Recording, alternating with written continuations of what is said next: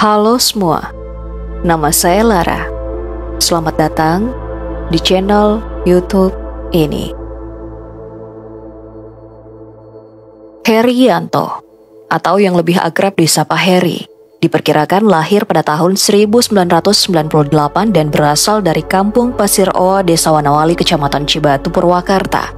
Di mata keluarga dan tetangga, Herianto dikenal sebagai pribadi yang baik, pendiam, bekerja keras meski jarang bergaul dengan warga sekitar, dan tak pernah terlibat dalam masalah. Melalui salah satu akun media sosialnya, diketahui Herianto pernah menempuh pendidikan di SMK Negeri 1 Cibatu. Lalu setelah selesai SMA pada tahun 2016, Herianto sempat bekerja sebagai mekanik di sebuah perusahaan di Purwakarta. Setahun kemudian pada tahun 2017, ia bergabung menjadi karyawan di salah satu jaringan minimarket Alfamart dan ditempatkan di rest area kilometer 72A Tol Cikampek Padalarang. Selama bekerja di Alfamart, Herianto mulai dekat dengan seorang rekan kerjanya. Hubungan keduanya semakin akrab hingga akhirnya mereka memutuskan untuk berpacaran. Kehadiran sosok perempuan yang menjadi kekasih hatinya di tempat kerja membuat Herianto semakin bersemangat dalam bekerja. Semangat serta kedisiplinannya membuat perusahaan menilai kinerjanya positif, hingga ia dipercaya untuk menempati posisi sebagai kasir toko. Pada tahun 2018, Herianto melamar kekasihnya dan menikah. Setelah pernikahan itu, motivasinya untuk bekerja semakin meningkat. Ia dikenal sebagai sosok yang rajin, tekun, dan bertanggung jawab dalam pekerjaannya. Dedikasi tersebut membuat perusahaan kembali memberikan kepercayaan lebih dengan menempatkannya sebagai kepala toko. Kehidupan rumah tangga Herianto berjalan harmonis, terlebih setelah kehadiran putra pertama mereka yang melengkapi kebahagiaan keluarga kecil itu. Kehadiran putranya membuat sang istri memutuskan berhenti bekerja dari Alfamart dan memilih membesarkan anak sambil berjualan secara online dari rumah untuk membantu perekonomian keluarga. Di Alfamart tempat Herianto menjadi kepala toko, Herianto sangat dekat dengan seorang perempuan bernama Dina Oktaviani. Perempuan kelahiran 7 Oktober tahun 2004. Berasal dari Desa Talunjaya, Kabupaten Karawang, Jawa Barat. Dina mulai bekerja di Alfamart sejak tahun 2023 dan di saat yang sama sedang menempuh pendidikan di jenjang perguruan tinggi. Kedekatan Dina dan Herianto bukan tanpa sebab.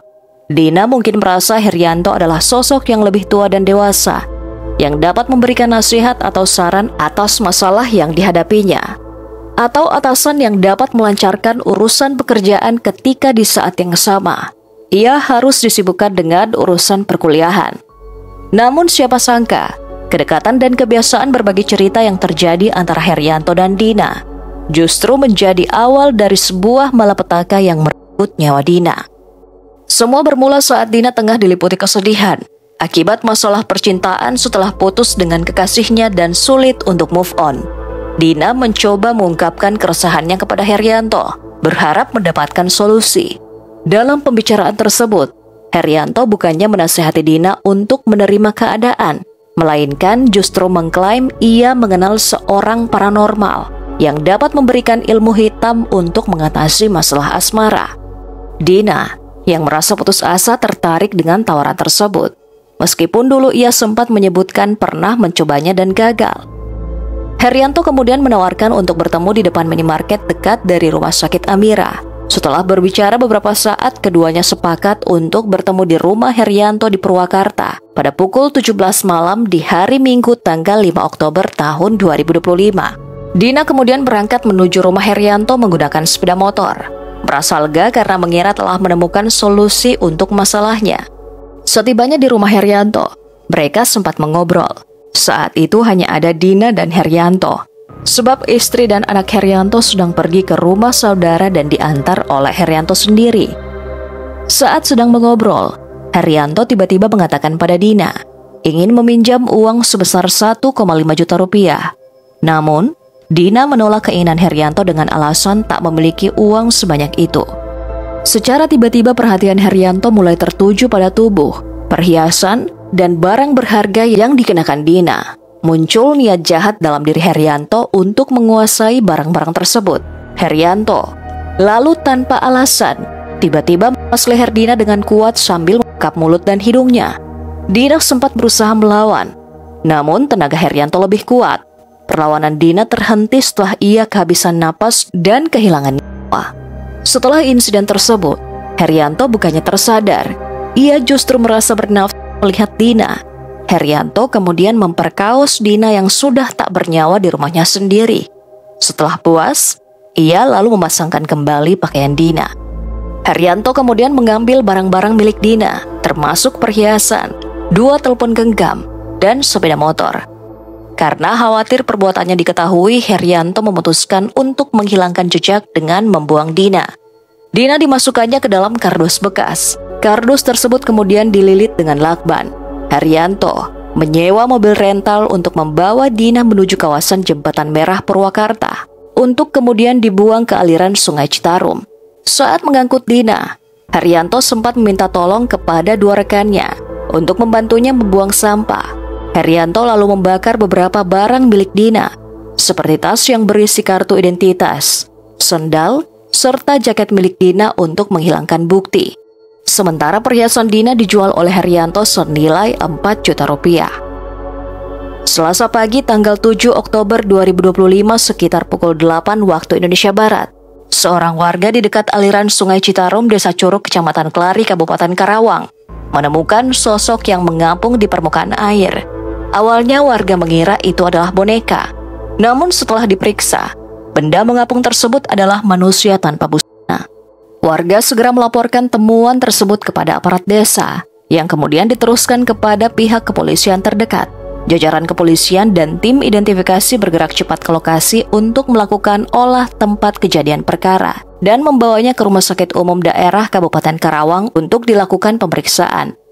Di tempat lain, keluarga Dina merasa cemas karena Dina tak kunjung pulang. Padahal itu adalah hari ulang tahunnya.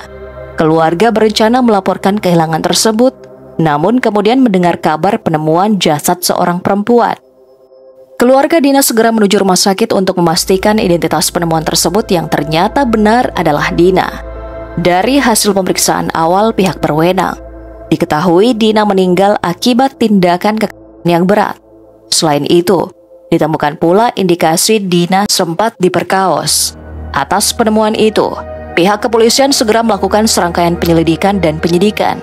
Dari hasil pengumpulan informasi, sejumlah saksi menyebut Dina terakhir kali terlihat bersama seorang pria bernama Herianto.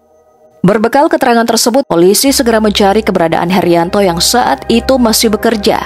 Menyadari tindakannya mulai terungkap, Herianto tidak melakukan perlawanan ketika petugas mendatanginya dan langsung dibawa untuk dimintai keterangan lebih lanjut di kantor polisi. Saat diinterogasi, Herianto mengakui semua perbuatannya, menyebutkan motif awal tindakannya adalah karena terdesak masalah ekonomi dan gelap mata setelah melihat barang berharga milik Dina. Ia juga mengakui telah melakukan pemerkosaan terhadap jasad Dina.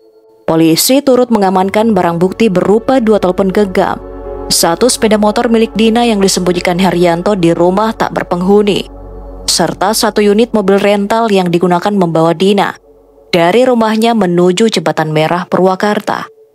Saat dilakukan olah TKP di rumah Herianto, polisi juga menemukan barang bukti tambahan, yaitu lakban, tali, gunting, dan sebilah golok. Lebih lanjut, polisi juga mengamankan 2 orang berinisial O dan R yang diduga sempat diminta tolong oleh Herianto untuk mengantarnya pergi setelah peristiwa tersebut. Namun peran pasti O dan R masih didalami, dan saat ini keduanya masih berstatus sebagai saksi. Kasus ini sempat viral di media sosial, dengan berbagai spekulasi dari masyarakat yang tidak meyakini alasan Herianto melakukan aksinya. Sebagian besar masyarakat menilai, ekonomi bukanlah alasan utama tindakan Herianto, sebab ia masih mampu merental mobil setelah kejadian tersebut. Hal ini diduga karena dorongan nafsu, di mana Dina diketahui memiliki paras yang sangat cantik serta berkulit putih bersih. Atas perbuatannya, Herianto terancam dikenakan beberapa pasal, yakni pasal 351 ayat 3, terkait penganiayaan yang menyebabkan kematian, dengan pidana maksimal 7 tahun. Pasal 338 terkait penghilangan nyawa secara sengaja, dengan pidana maksimal 15 tahun penjara, serta pasal 340 terkait penghilangan nyawa berencana, dengan pidana mati atau penjara seumur hidup, atau selama waktu tertentu paling lama 20 tahun.